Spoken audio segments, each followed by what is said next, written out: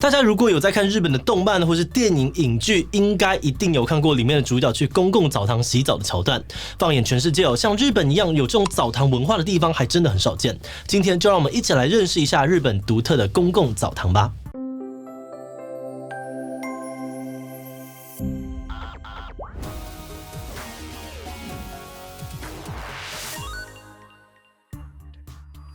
Hello， 大家好，我是志奇。在电影《罗马浴场》当中，男主角穿越了时空，从古罗马瞬移到了现代的日本，而他第一眼看到的竟然是一群坐着小板凳在洗头的泡澡大叔们。原来他来到了日本的公共澡堂。日本的公共澡堂有将近400年的历史，直到今天都是一个非常有魅力的平民文化。根据调查，在全盛时期，日本有将近3万家的公共澡堂，比当时的便利商店 Family Mart 数量还要多。就算这几年因为设备老旧、年轻族群的喜好改变了等等的因素，澡堂的数量减少了一些，但根据2016年的统计，还是有2万多家的公共澡堂持续的营业当中。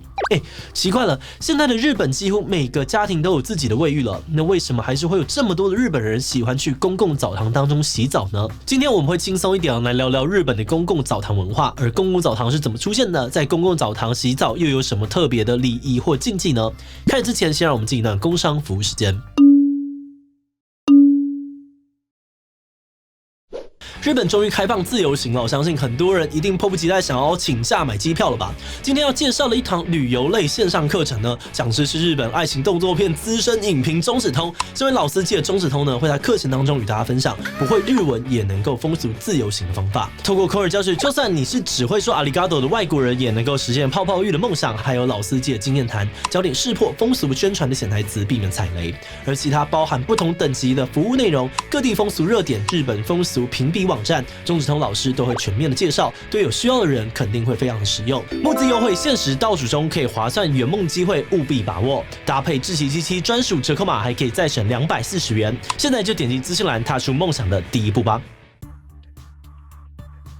日本的公共澡堂大致上面可以分为钱汤、超级钱汤跟温泉中心。过去日本最常见的是钱汤，之所以叫钱汤，主要是因为热水这个字在日文里面有汤，而去公共澡堂使用热水需要付钱，所以就被称为是钱汤。根据日本公众浴场法规定，钱汤是以保健卫生需求为目的而设置的一般公共浴场，所以钱汤呢，它通常设备简单规模较小，主要提供简单的盥洗还有泡澡为主。而在收费上面，钱汤也会受到地方政府的规范，像是东京就规定大人的公定价是500日元，不能够收得太高。而至于超级钱汤跟温泉中心，主要是休闲娱乐的设施，属于其他公众浴场，通常规模会比钱汤大很多，设备呢也会更丰富，像是额外会有3温暖餐厅、住宿、休息的空间等等。收费的价格完全由商家自行决定，不受限制。那由于超级钱汤跟温泉中心设备多元越来越受到大众的喜爱，而这几年数量也渐渐的超过了钱汤。那这里也特别提醒一下，如果这些店家要标榜自己是温泉，还需要另外符合日本政府在水源的规定，不能够随便说自己是温泉。那么根据2016年的调查，包含钱汤超级钱汤跟温泉中心在内，全日本的公共澡堂共有将近25000间左右，遍布全国。到底为什么在这个家家有浴室的年代，还是有这么多人喜欢到公共澡堂洗澡呢？这可能跟日本人超爱泡澡的传统有关。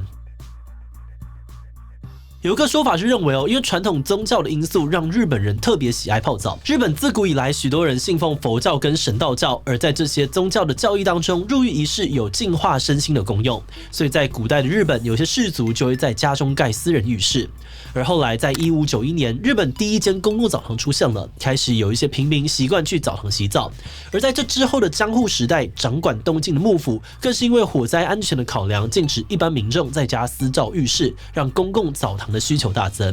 而在当时公共澡堂一间又一间的盖，也慢慢的融入了平民的生活当中。据说就连身无分文的穷光蛋，一天最少呢也能够上一次澡堂洗澡。在那段时期之后呢，公共澡堂就相当的盛行。而到了今天，日本的公共澡堂已经有了超过400年的历史，也成为了社区的重要社交场所。很多日本人都表示在澡堂洗澡不只能够在宽敞的浴室里面好好的伸展手脚放松，也能够跟其他的街坊邻居聊天，没有什么比这个更享受的了。公共澡堂早已成为了庶民文化的一部分。那以上呢就是日本澡堂历史的简单介绍。在在我们查资料的过程当中，其实还有一个对外国人来说很有趣的关键字，那就是混浴。听说日本的公共澡堂可以男女一起泡澡，这是真的吗？我们先说结论，有的混浴是存在的，但法律其实是禁止的。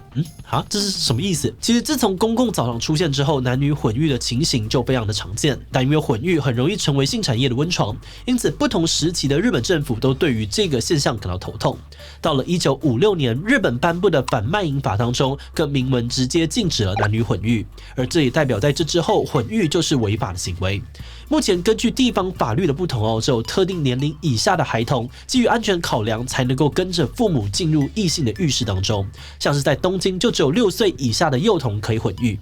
奇怪了，既然混浴是违法的，那为什么网络上面我们还是可以看得到很多人分享自己在日本混浴的经验呢？主要是因为混浴的禁令不会溯及既往，如果澡堂业者在法律推行之前就已经在经营混浴了，就不会受到这个规定的影响。不过这些年来混浴也引起过不少的问题，许多混浴地点常常出现所谓的鳄鱼，也就是那些在浴池里面到处骚扰搭讪别人的男子，造成了不少女性的困扰。因此许多的业者为了避免纠纷取消了混浴的服务，也让日本混浴的数量渐渐的减少。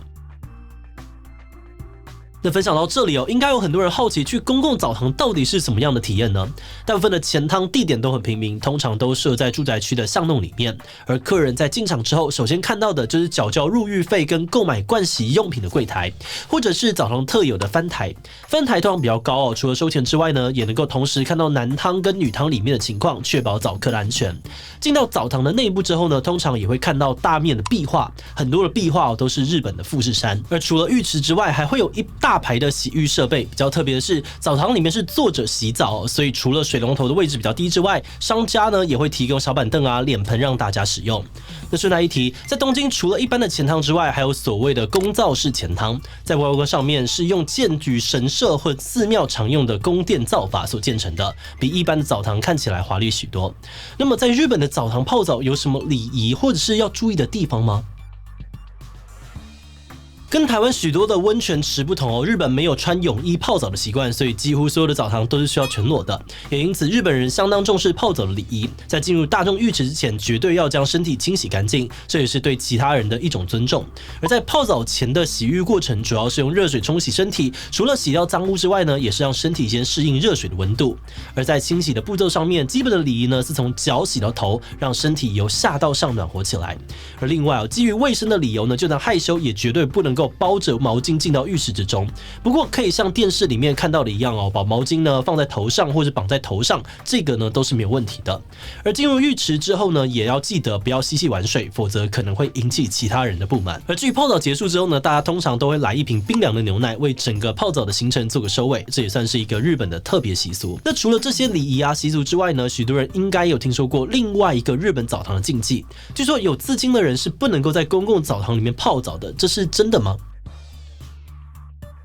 法律上面来说，日本并没有规定有刺青者不能够进澡堂，但是在过去呢，日本拥有刺青的人呢，大部分都是黑道分子。商家为了避免黑道惹事或是影响其他的客人，就会禁止有刺青的人入场。大约有60%的公共澡堂跟饭店都有类似的规定。这几年随着风气逐渐改变日本政府考量到外国旅客观光经济的效益，从2017年就努力的向店家宣导不应该限制有刺青的人使用浴场。不过因为这些宣导没有法律效力所以呢，还是有部分店家选择不开放。而有些业者呢，则会提供肉色的贴纸来让客人遮盖身上刺青。根据日本观光网站的建议虽然说大部分的公共澡堂都已经放宽标准，但也会时不时发生有刺青的旅客被阻挡的纠纷。建议大家去澡堂之前呢，还是要提早与店家确认我们查完资料之后，觉得最有趣的就是钱汤的发展转变。一开始钱汤确实是为了满足大众的洗浴需求而出现的场所，但演变到了现在，钱汤提供的功用却远远不只是洗澡、卫生保健而已。就像台湾的一些公园会有让大家泡茶聊天的地方，而日本的钱汤也负担了整个社区重要的社交功能。对于许多的长辈来说，他们去钱汤的目的更多是为了找朋友话家常，跟邻居们联系感情。甚至有不少的钱汤老板呢，会记录所有社区内的熟客，如果哪个长辈一阵子没有出现，也会打电话过去关心，让钱汤成为社区保护网的一部分。